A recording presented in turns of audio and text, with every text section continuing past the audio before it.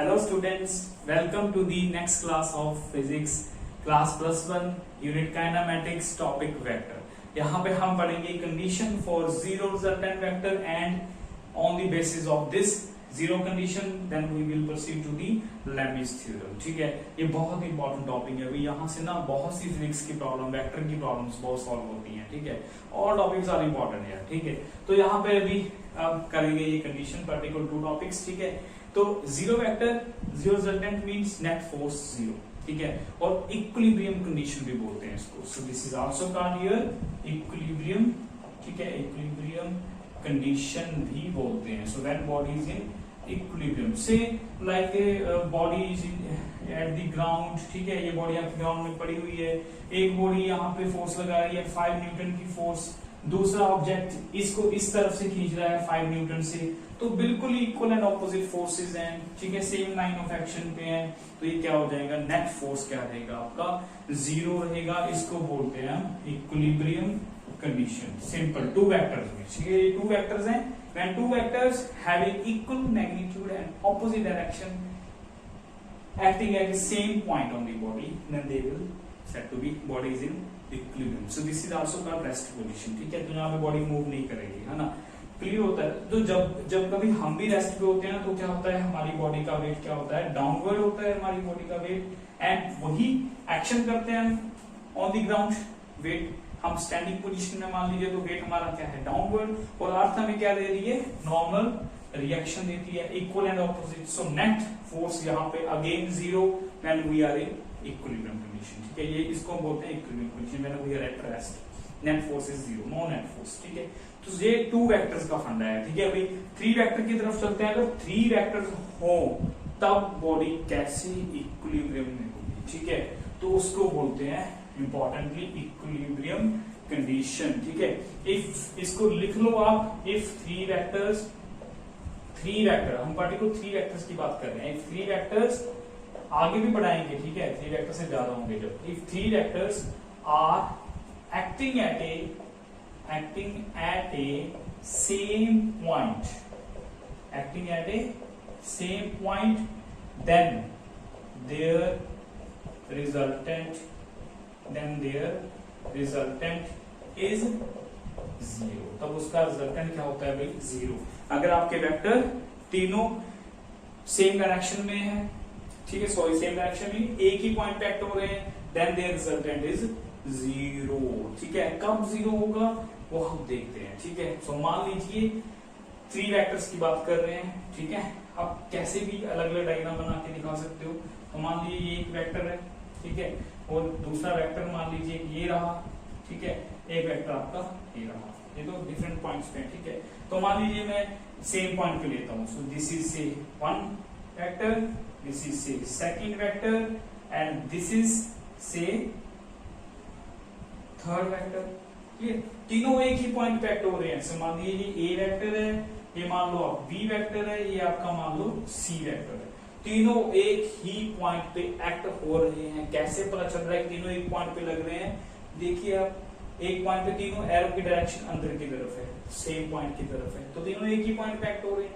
अब इन तीनों का रिजल्टेंट क्या होगा, जीरो। ए प्लस रिजल्टेंट क्या होता है भाई, vector addition, resultant vector addition. ठीक है, इसका resultant A plus B plus C, और A plus B plus C यहाँ पे होगा कितना, जीरो होगा। ए मीन्स यहाँ पे आर, तीनों का रिजल्टेंट क्या होगा, जीरो होगा। नेट फोर्स इस कंडीशन में क्या लगेगी, जीरो लगेगी। ठीक है, and how it is zero. ठीक है, ये हमें दिखाना है। यहाँ से तो इजीली पता चल जाएगा, यहाँ से देखिए आप कैसे जीरो होंगे। ठीक है, और triangle law of vector addition से कैसे हम जीरो प्रूव करते हैं, हमारे इक्विलिब्रियम कंडीशन को कैसे सॉल्व करते हैं, ये हमें देखना है। ठीक है, अब देखिए इस डायग्राम को अच्छे तरीके से लिख लो। मैंने आपको बताया जब ट्राइंगल ऑफ वेक्टर एडिशन आपको यूज करना है, तो हमें क्या करना है, एडिशन करते वक्त एडिशन तो करनी है, रिजल्टेंट फाइंड करना है तीनों वेक्टर का। इन तीनों वेक्टर का रिजल्टेंट मींस ऐड अप करना है। तो ऐड करने के लिए हमें कौन सा रूल चाहिए होगा, very good, tail head rule चाहिए होगा। एक वेक्टर का टेल दूसरे वेक्टर के हेड से मिलाओ। ए वेक्टर है वो एज इट इज रख दो, कोई दिक्कत नहीं। ठीक है, बी वेक्टर है ना, उसको उठा के ऊपर ले जाओ। बिल्कुल पैरेलल शिफ्ट कर दो, बी वेक्टर को पैरेलल शिफ्ट कर दो। लो जी, हमने बी वेक्टर को उठा के यहां पे रख दिया, इसको पैरेलल शिफ्ट, इसकी डायग्राम बना लेंगे ट्रायंगल लॉ के हिसाब से। ठीक है, कैसे बनेगी पैरेलल शिफ्टिंग को वेक्टर करके, है ना। तो बी को शिफ्ट कर दिया, देखिए एक वेक्टर का हेड दूसरे की टेल से अपने आप मिल रहा है, सी वेक्टर इस डायरेक्शन में है ना, तो क्या करो यहां से सी वेक्टर बना दो। ठीक है, ऑब्वियसली यहां बनेगा, भाई बनेगा अपने आप, हर कैसे भी रैंडम डायरेक्शन में बना लो, सबका ऐसे ही होगा, कहीं भी बना लो। ठीक है, सी वेक्टर को उठा के यहां रख दिया, this is again parallel, means यहां पे भाई सी को आप रख दो यहां पे, ठीक है, बी को आप रख दो यहां पे। ठीक है, ये क्या बन रहा है भाई, एक तीनों सेम ऑर्डर में हो रहे हैं, तीनों सेम ऑर्डर में हो रहे हैं। इसकी अब इक्विवेलेंट डायग्राम बना ली हमने ये वाली। अब देखिए तीनों सेम डायरेक्शन में हो रहे हैं, ऑर्डर तीनों का क्या है, सेम है। ठीक है, सो हम बोल सकते हैं, अब देखिए यहां से जीरो कैसे होगा, यहां से जीरो प्रूव करना है, चलिए जीरो प्रूव करते हैं। ठीक है, अब इसको सॉल्व करते हैं using triangle law of vector addition. ठीक है, now using triangle law of vector addition कैसे करना है, आपको पता है ट्रायंगल ऑफ वेक्टर एडिशन क्या देता है, when two vectors are in the same order then third side will provide the resultant taken in the opposite order। ठीक है, opposite order ये ध्यान रखना है। तो हमें A या नाम दे दो O P Q। ठीक है, in triangle O P Q में ट्राइंगल ऑफ वेक्टर एडिशन लगाओ तो क्या होगा, अगर ये देखिए अगर दो ए वाले दो वेक्टर आप सेम ऑर्डर में ले रहे हो तो O P vector plus P Q resultant कितना है हमारा O Q, O से Q। ठीक है, O से Q means towards this direction, this is your resultant. ठीक है, so R is equal to OP plus PQ means OP की वैल्यू कितनी है, very good, what is OP, OP is A vector and PQ is B vector, both are in the same order. But now in this diagram clearly resultant is opposite to vector C। हमारा resultant ऐसे तो नहीं है, arrow ऐसे तो नहीं है, तीनों सेम ऑर्डर में है, तीनों सेम ऑर्डर में है। अब इसकी डायग्राम डेफिनेशन पूरी करेंगे हम यहाँ पे। तो ट्रायंगल ऑफ वेक्टर एडिशन के according here R vector is clearly equal to minus C vector. यहां से देख सकते हो आप R वेक्टर इस डायरेक्शन में, this is OQ, OQ is R vector, but हमारे पास OQ तो नहीं है, हमारे पास QO है, QO बिल्कुल नेगेटिव। सो ऑपोजिट वेक्टर्स क्या होते हैं, नेगेटिव टू ईच अदर, ये हमने पहले पढ़ाया आपको बेसिक्स। ठीक है, तो R को हम क्या लिख सकते हैं, माइनस C लिख सकते हैं। यहाँ पे लिखिए minus C vector is equal to what, A vector plus B vector.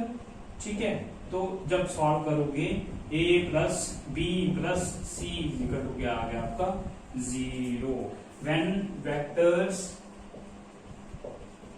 are in the same order, are in the same order। ठीक है, अब ये हमारा एक्सप्रेशन क्लियर हो गया, ये हमारे पास रिजल्टेंट की कंडीशन अचीव हो गई। अब यहां पे इसको then these vectors are both in magnitude and direction. ठीक है, magnitude and direction are represented by three sides, three है ना, थ्री वेक्टर लेके चल रहे हैं, three sides of the triangle taken इन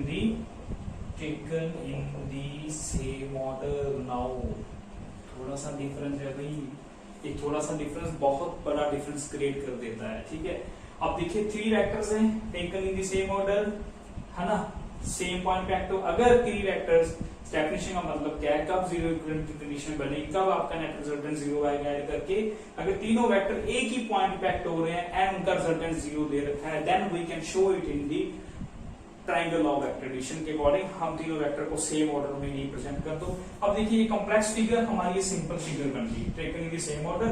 हमने प्रूव भी कर दिया कि तीनों वेक्टर का सम कितना है, रिजल्टेंट कितना है, जीरो है। तो this is the condition of your vector. ठीक है, अगर भाई देखिए मान लीजिए चार वेक्टर है हमारे पास, मान लीजिए A वेक्टर, मान लीजिए ये B वेक्टर, मान लीजिए C वेक्टर, मान लीजिए ये D वेक्टर, तब सारों सभी का ऑर्डर क्या है, सेम ऑर्डर। O देखिए O P Q R S सबका सेम ऑर्डर है। ठीक है, सबका अगर सेम ऑर्डर है तो सिंपल आप ऑर्डर चेक करो और आप लिख सकते हो a प्लस बी, सबका सम करके कितना लिख सकते हो आप 0 लिख सकते हो। ठीक है, तो मान लीजिए अगर a वेक्टर ये है, b वेक्टर ये है, c वेक्टर आपका ये है, d वेक्टर आपका ये है, e वेक्टर आपका ये है, f वेक्टर आपका ये वाला है, सेम ऑर्डर में सबका सेम ऑर्डर है, तो आप लिख सकते हो a plus B plus C plus D plus E plus F is equal to 0, सबको ऐड करके 0 लिख सकते हो। ठीक है, taken in this same order. Okay, तो ये है हमारी 0 वेक्टर की condition when vectors are acting at the same point and their resultant is 0, then we can write it as a vector in the same order, so that represented by the 3 sides of triangle, 4 sides of the spheres and sides of the polygons। तो आगे बढ़ाते जाओ, same order में रखते जाओ, सबका सम 0 आएगा, क्योंकि लास्ट वाली साइड जो होगी वो ऑपोजिट होगी रिजल्टेंट के, और हमेशा ये माइनस आएगा, तो माइनस हमेशा प्लस हो जाएगा कितने भी वेक्टर्स होंगे। ठीक है, तो ये हमारी 0 वेक्टर की कंडीशन है। तो बहुत इंपॉर्टेंट कंडीशन है भाई, 3 वेक्टर्स के लिए, 4 के लिए, n के लिए, सबको एक्सटेंड कर दो। बस कंडीशन ये है कि वेक्टर रिजल्टेंट 0 तब होगा जब वेक्टर्स आपके सेम ऑर्डर में होंगे। तो इसके ऊपर बहुत से क्वेश्चंस करेंगे हम आगे चल के। ठीक है, अब थोड़ा सा हम यहाँ पे एक लैमिस थ्योरम करते हैं। ठीक है, इसके बेस पे ही है 0 वेक्टर रिजल्टेंट की कंडीशन के बेस पे है बिल्कुल। ठीक है, लैमिस थ्योरम। ठीक है बेटा, so we are doing now Lami's, इसको भी रेज कर दो डेफिनेशन को। ठीक है, समझ तो आएंगे आपको। तो चलिए हम बात करते हैं अपना यहाँ पे लैमिस थ्योरम, यहीं पे यूज कर दो इसको। ठीक है, तो लैमिस थ्योरम ये हो गया done. Now we are doing Lami's theorem. ठीक है, तो लैमिस थ्योरम के लिए मान लीजिए वही बात, 3 vectors are in the same order, a vector, b vector, c vector. Clear? मान ली तीनों फोर्सेस हैं, तीनों फोर्सेस ले लो, कोई भी 3 वेक्टर्स हैं। ठीक है, तो क्या होगा यहाँ पे, अब मान लीजिए a और b का बीच का एंगल कितना, अल्फा। कितना एंगल, अल्फा।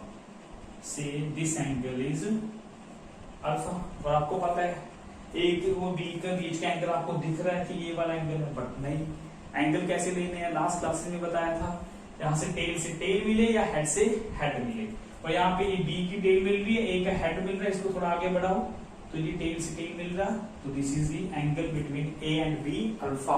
हमने कंसीडर कर लिया अल्फा। ओके, सो बी और सी के बीच का कंसीडर कर लो बीटा। ठीक है, अब बी सी का टेल, बी का हेड है, नहीं भाई ये एंगल नहीं है बीटा। ठीक है, इसको थोड़ा सा आगे एक्सटेंड कर दो। जब आप आगे एक्सटेंड करोगे, now this is tail, B का टेल सी के टेल से मिल रहा है, तो दिस इज एंगल से beta, let alpha beta gamma. ठीक है, गामा एंगल किसके बीच का, ए और सी के बीच का। अब ए की टेल सी का हेड मिल रहा है, नहीं भाई ऐसा नहीं चलेगा, ये दिख रहा है कि गामा ये होगा, नहीं भाई ये नहीं, गामा नहीं है। ठीक है, वेक्टर की प्रीवियस क्लासेस अटेंड करो, फिर ये समझो, आप समझ में आएगा आपको कि एंगल दो बिटवीन वेक्टर्स कैसे लेते हैं। ठीक है, तो टेल, इसकी टेल जो मिलाओ, तो this one is your gamma. Clear, ये हो गया आपका गामा एंगल, ये हो गया alpha, and this one is your beta angle. Clear, तो ये टेल और टेल के बीच का एंगल हो गया। सो यहाँ पे लिख लो, let alpha beta gamma are the angles between A and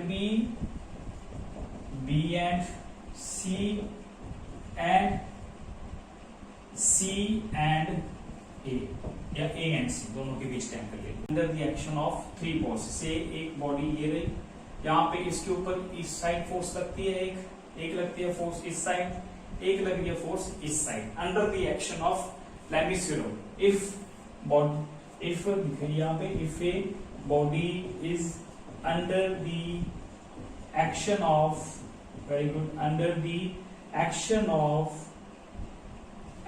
of 3 forces,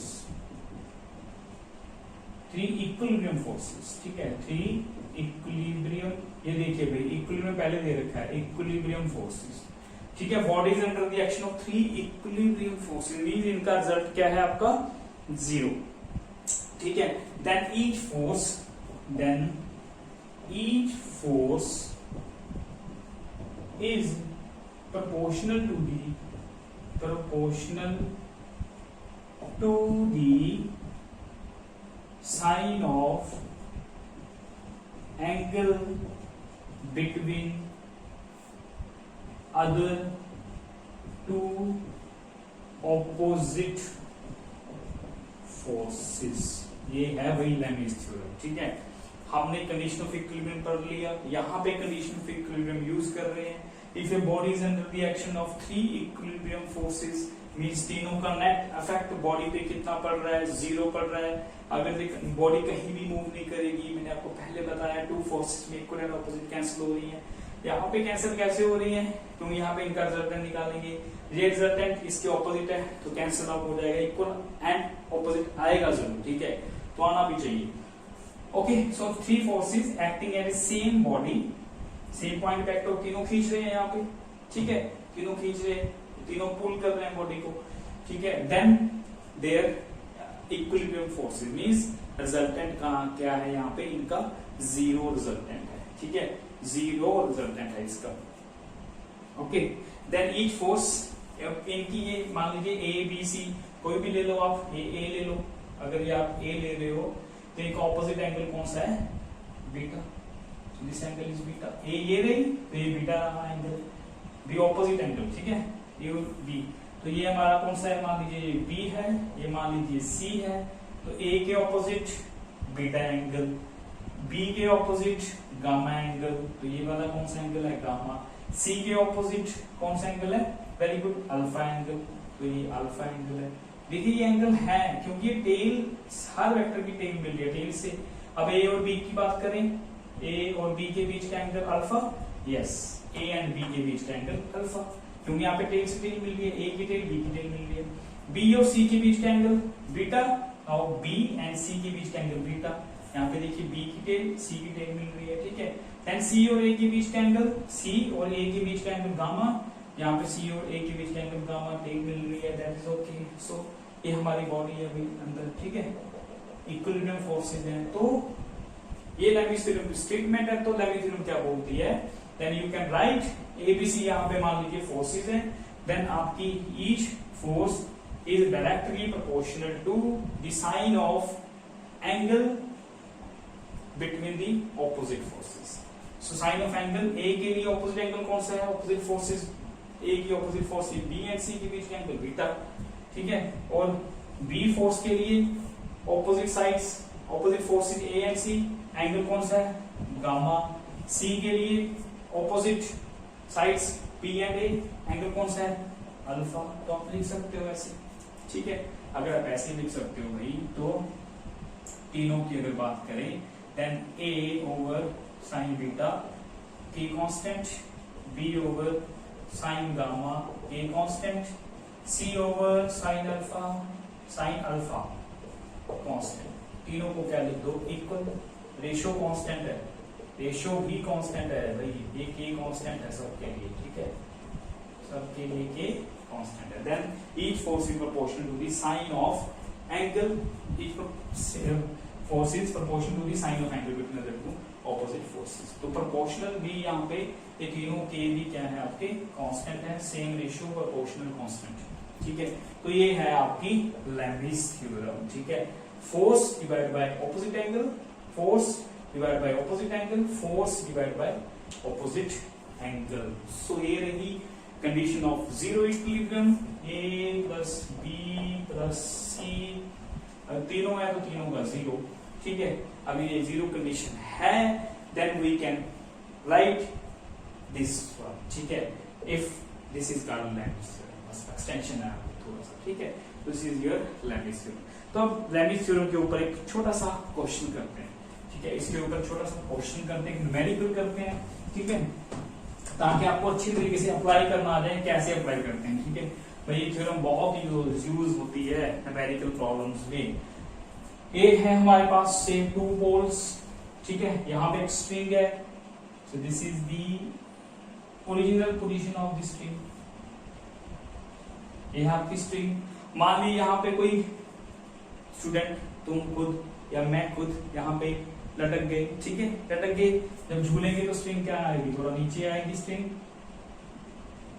ठीक है, थोड़ा स्ट्रिंग नीचे आएगी। या एंगल थोड़ा सी अलग अलग ले लो, एंगल सेम मत लो, ठीक है। मान लीजिए यहाँ पे आ गई, ठीक है, ओके। तो यहाँ पे हम पकड़ के इसको नीचे झूल चुके, तो ये स्ट्रिंग कहाँ पे आ गई, नीचे आ गई। तो यहाँ पे क्या प्रोड्यूस होगी, टेंशन प्रोड्यूस हो जाएंगी स्ट्रिंग में। This T1 T2 are tensions, ठीक है, स्ट्रिंग में टेंशन प्रोड्यूस होती है, आगे पढ़ेंगे चलते, ठीक है। अभी आप एग्जांपल प्रॉब्लम समझो।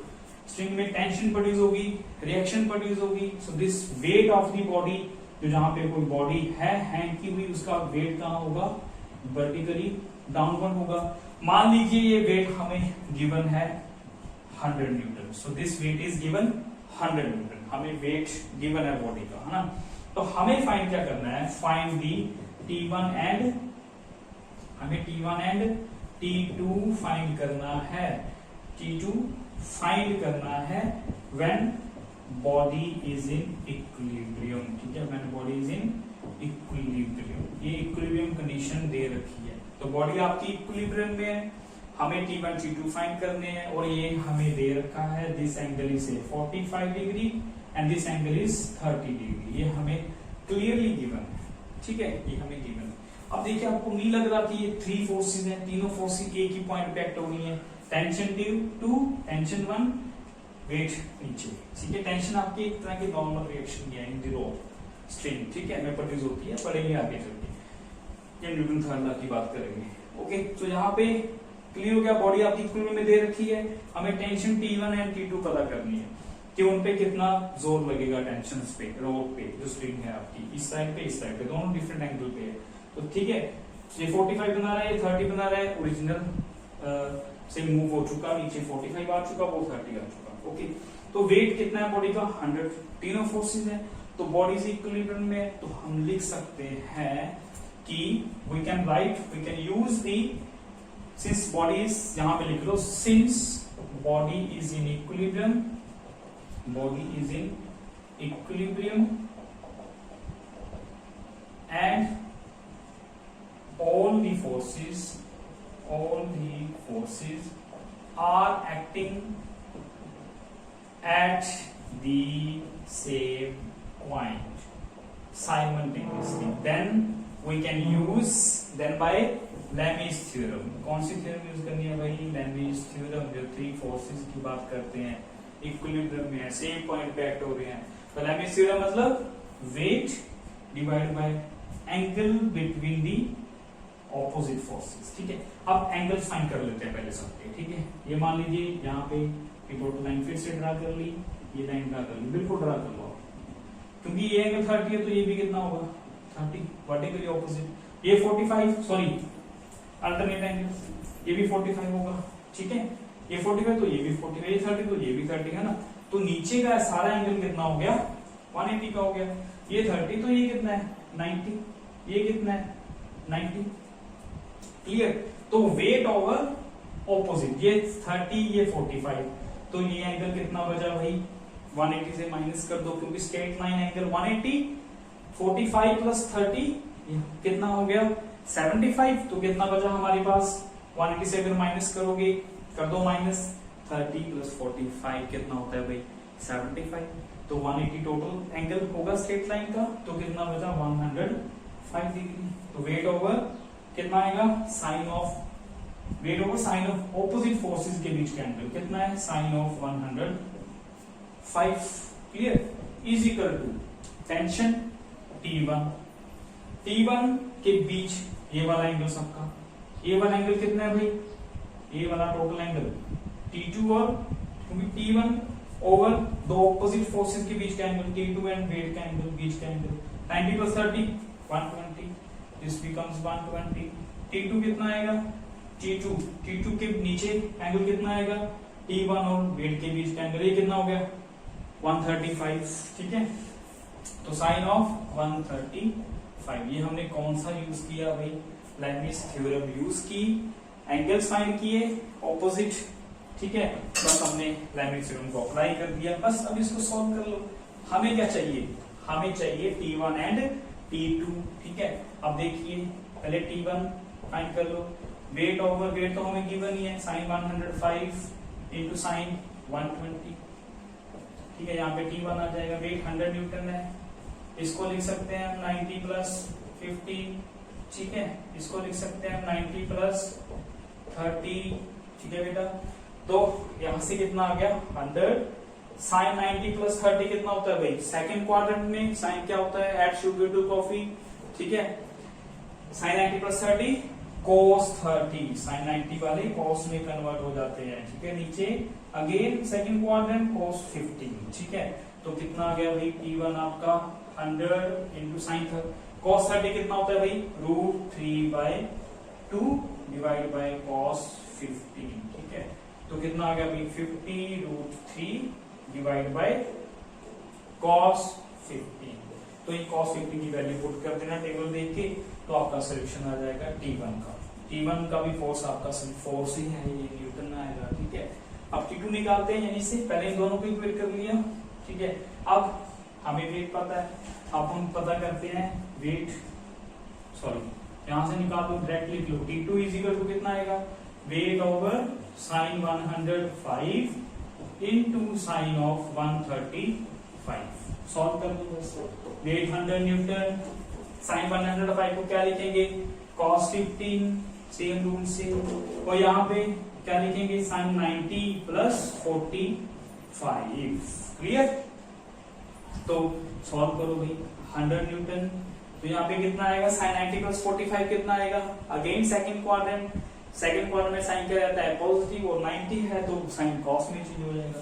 मेरे को ये नहीं आ रहे ना क्वाड्रेंट्स वगैरह, तुम्हारी बेसिक क्लासेस है मैथमेटिकल टूल्स की, वो अटेंड कर सकते हो। This is cos 45 divide by cos 15, ठीक है। तो यहां से हमारा T1 तो ठीक है, तो यहीं से इधर आ जाओ, ठीक है, खाली जगह पड़ी है, ओके। यहां से आ जाओ 100 cos 45 1 by √2 divide by cos 15, बस सॉल्यूशन हो गया। cos एंगल है 15 cos 15 एंगल, ठीक है। तो भाई cos 15 की वैल्यू टेबल से देख के पुट करो, और ये आपका सॉल्यूशन आ गया T2 का न्यूटन में, ठीक है। देखिए कितनी कॉम्प्लेक्स प्रॉब्लम लग रही थी कि ये स्ट्रिंग है, बीच में से पकड़ के नीचे झूल गए हम, ठीक है। तो एक साइड एंगल बन गया 45, दूसरा एंगल बन गया 30, तो वेट हमारा दे रखा है, पता ही होगा वेट कितना है हमें। तो उसके बाद निकालना था हमें कि T1 T2 उस रोप पे, स्ट्रिंग पे, इस साइड कितना टेंशन प्रोड्यूस होगा, हमने निकाल लिया बाय यूजिंग लैम्बिस थ्योरम। और बॉडी इक्विलिब्रियम में है, कभी ना कभी तो बॉडी रेस्ट पे आएगी ना, झूल के रेस्ट पे आ जाएगी, तो इक्विलिब्रियम में आ जाएगी, नेट इफेक्ट 0 हो जाएगा। तब हम लिख सकते हैं by using this rule, simple, ठीक है। और एक रूल और है, आपको पता है, this is bodies in equilibrium में, तो सेम ऑर्डर में भी लिख सकते हैं। ये देखिए T2, ठीक है, T2 हो गया, नीचे क्या हो गया आपका, ये वेट हो गया, ठीक है, और दोनों को मिला दो तो आप ये लिखने की जरूरत है। चलो बस ठीक है, थैंक यू, गुड।